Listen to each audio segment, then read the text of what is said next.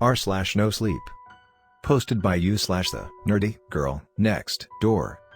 I am a mercenary for the supernatural who can handle hazing. Sorry it took me so long to post again. I've been camped out in the middle of the rainforest in South America where there is no signal except for satellite phones, whose signal can be traced back to me. Now that I am safely back home gearing up for my next mission, I thought could make another post. I will admit after my last post I felt a mixture of relief and guilt. It's not lost on me how weak I made myself sound, but honestly in this line of work having a healthy balance of fear and courage is what keeps you alive. Plus it took me a while before I built up the confidence I have today. Even if it makes me look weak, I figured if I am going to get anything out of posting this that I need to be honest with how it really is. No holding back and no lying outside of details and names that might lead someone back to me or my organization. Speaking of my organization, I figure I would go a little more into detail of the organization I work for and then tell you about one of my more pleasant missions. I mentioned in my last post that I do not work for the good guys. After reading this post I think it will become clearer why I say this. If you remember from my last post, I mentioned that the organization I work for has a main campus. I mean that literally. My organization works out of a well-known university. In fact, it is considered one of the best universities in the world. It's a brilliant cover if you think about it. It allows the organization to have a huge amount of land that no one blinks an eye at. The university for the most part takes up all of the above-ground land and beneath it is where the organization works out of. We'd use the medical wing of the university to treat our wounded. It works out though since students are only there for so long and they haven't seemed to notice repeat patients coming in with serious wounds.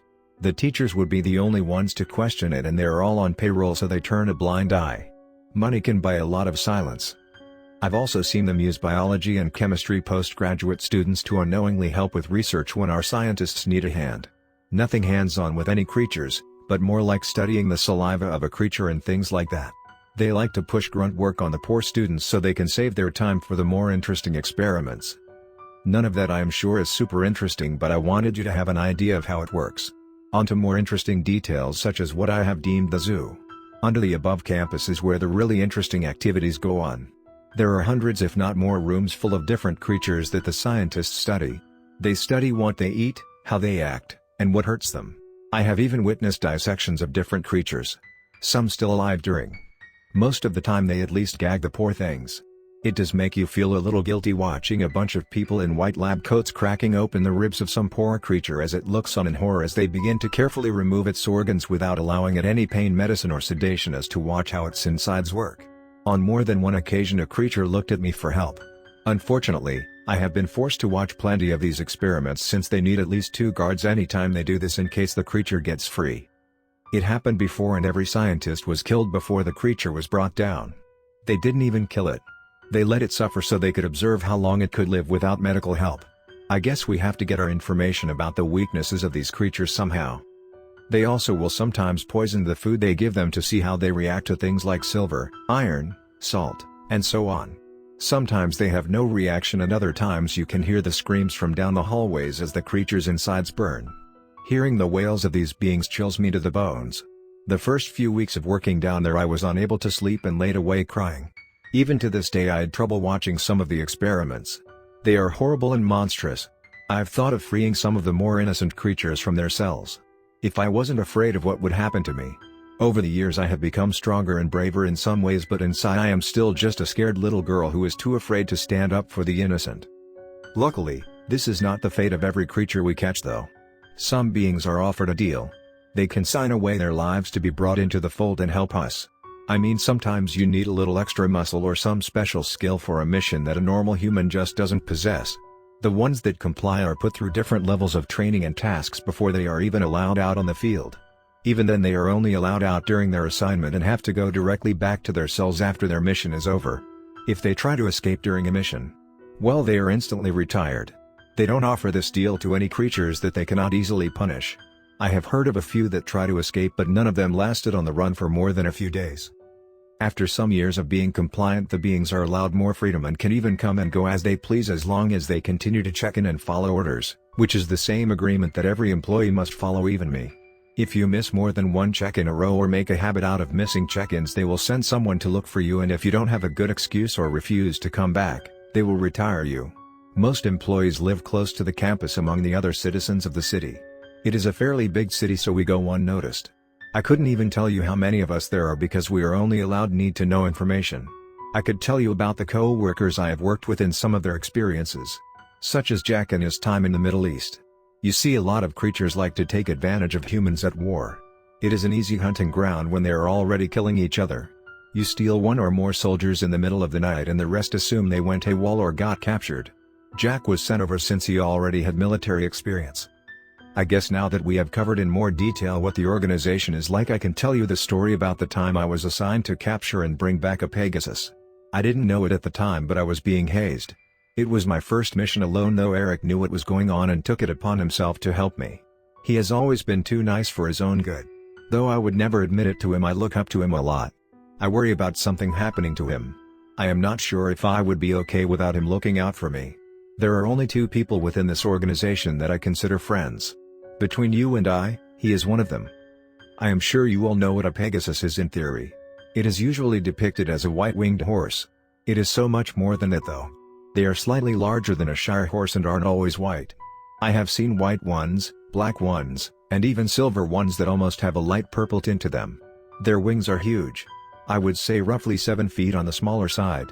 The hair on their manes and tail seems to almost sparkle in the light. They are very skittish from being hunted for so long and will take to the air at the slightest sound. They eat a large amount of vegetation and their favorite foods are citrus fruits and apples. As you can tell, when I was assigned my first mission, I took it very seriously and researched as much information as I could.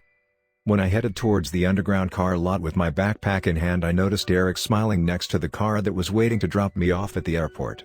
As I walked close, he had opened the trunk of the vehicle. Eric is a unique sort of person and has his own flamboyant style that he refuses to change. I heard that Jack gave up years ago trying to tell Eric to change into the tactical gear we are issued. If it wasn't for the 5 o'clock shadow and the fact that he is over 6'4", Eric's soft features and slim figure could confuse someone into thinking he is much younger than he is. I awkwardly smiled and nodded at Eric, assuming that he came to wish me luck and see me off since this was my first solo mission, but I was in for a surprise when he took my bag from me. When he threw my bag into the trunk that was already filled with other pieces of luggage, I frowned and asked if we were carpooling to the airport. Jack and I discussed it and thought it would be better if you had a partner. You don't know the language of the area and we would hate for something to happen to you.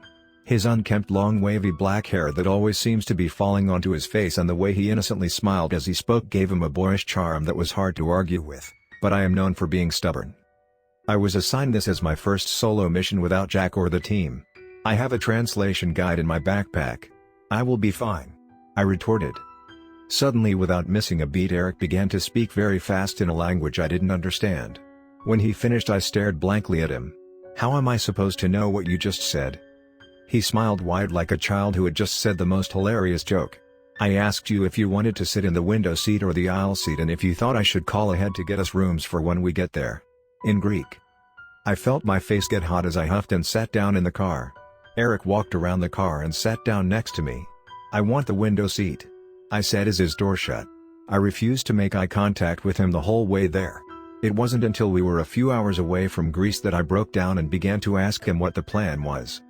We will get a couple rooms, some food, and after some rest head to Mount Olympus. I stared at him for a minute, questioning in my head what he just said. You have got to be kidding me. Didn't you read about them before you left? He looked at me confused. It is really a must before hunting any creature you know. I snorted I did, but I couldn't find out where they lived. I figured I would do some groundwork and figure it out. I didn't think they would be in the obvious place. You will come to find out most rumors and myths are based on a lot of accurate information. They have been hunted to the point of being almost extinct, but there are rumors of a herd that lives high up on the mountain, he said, staring into space. The rest of the way there was pretty quiet. He had pulled out a book with more information on Pegasuses that he insisted I read. I tried to tell him I already had read about them the last few days, but something in his face told me he didn't believe me. We did as he said. We only managed to get one hotel room since everywhere seemed to be booked, which I was unhappy about, but he promised I could have the bed. Then we headed out to get something to eat. We stopped at a small restaurant that had some super delicious food at his insistence. As we ate, he told me that wherever you go you should take advantage of trying new things and tasting what each place is known for. Still to this day, if I go anywhere with him, he makes us do this. He really is a foodie. Then we went back and slept.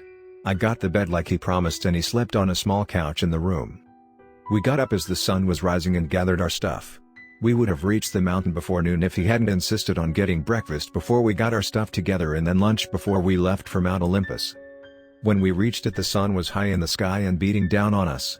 I felt myself sweating and dying. Eric looked as if it was just a normal walk in the park as we climbed higher. Internally, I hated him at that moment for not being bothered by the heat like I was. In silence we climbed until the sun was about to set and we reached a place to rest.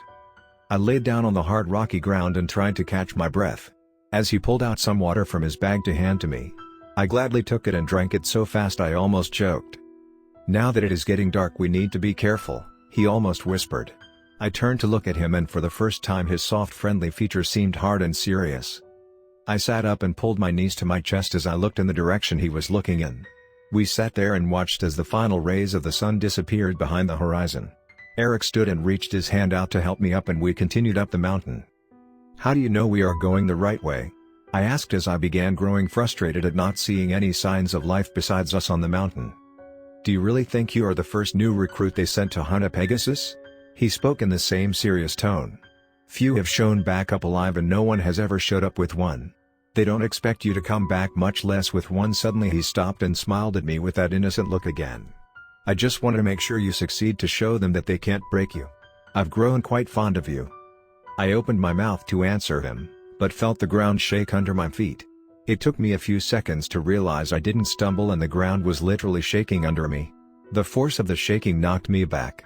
I turned to look at Eric, who was showing concern on his face. The shaking was mixed with the sound of heavy steps. Both of us turned towards the noise. Panic set in and I attempted to quickly regain my footing to prepare myself for whatever was heading towards us. The trees near us were pushed to the side, ripping their roots from the ground. In the soft light of the moon I could make out the shape of a giant male creature that was naked save for a small bit of fabric covering its nether regions.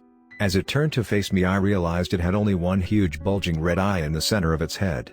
It only paused for a moment as it eyed both of us up and down. Suddenly it produced a battle cry and ran directly at me. I froze in terror from the sheer size of the hulking creature. I was broken from my trace as Eric yelled at me to move. As I snapped out of it, I scrambled to get my hands and feet under me to climb as far away as I could.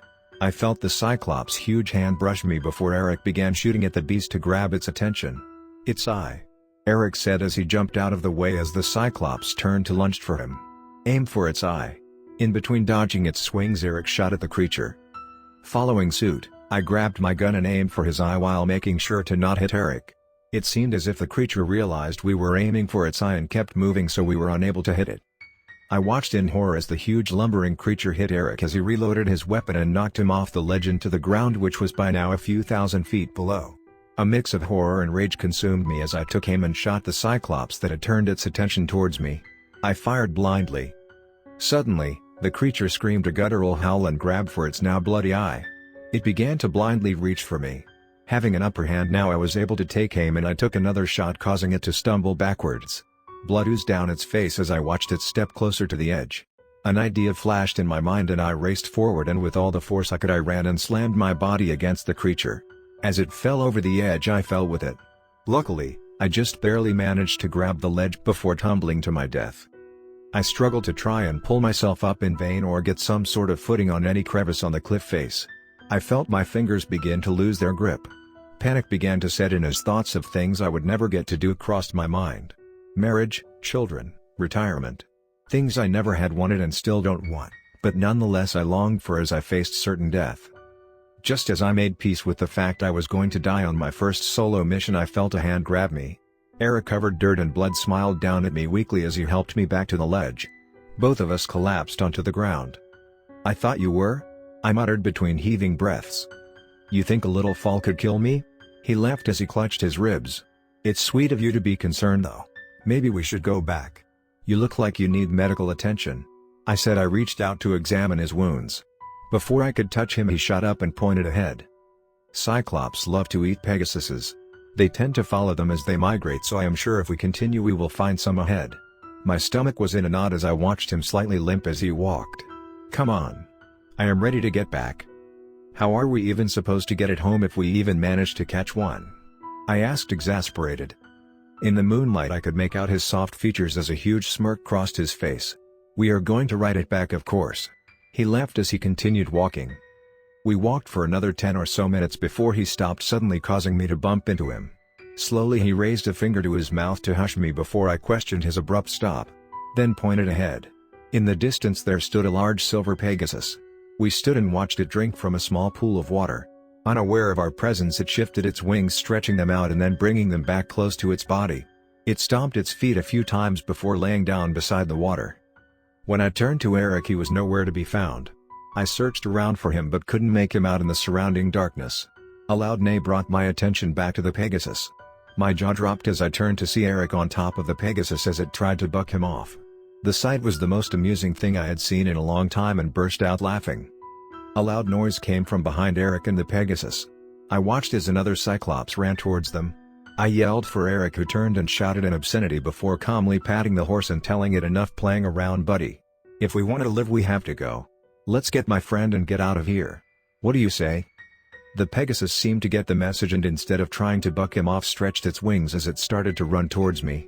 Eric stretched out his hand and yanked me onto the horse's back. I felt my breath get caught in my throat as we jumped off the ledge. The wind whipped around us as the pegasus flapped its large wings. I turned to see the lumbering cyclops smash the trees around it in anger. There is no way we would have survived another fight. As the wings caught the winds, I felt myself slip off and reached out to grab Eric and wrap my hands around his waist. Eric turned his head slightly. "You better hold on, this is going to be a long flight." I couldn't help but groan loudly as I thought about how long the flight was to get here. Though the look on the faces of everyone when we showed back up with the pegasus made it all worth it. Eric disappeared for a few weeks after we got back. I worried that he was more wounded than I thought and had decided to go talk to Jack when I ran into Eric, who seemed perfectly fine. I thanked him profusely for helping me and acknowledged that I wouldn't have been able to do it without him. "You can just owe me one." Eric laughed as he turned to walk away and I felt my stomach drop again. My first mission and I was already owning favors. It was then I knew that I needed to start being more careful about who I allowed to help me. I didn't know it then, but owning any in this organization a favor is a mistake. As terrifying as the experience of facing a giant monster was, it was nothing compared to what was to come. The secrets hidden within this organization are more terrifying than any monster I have faced.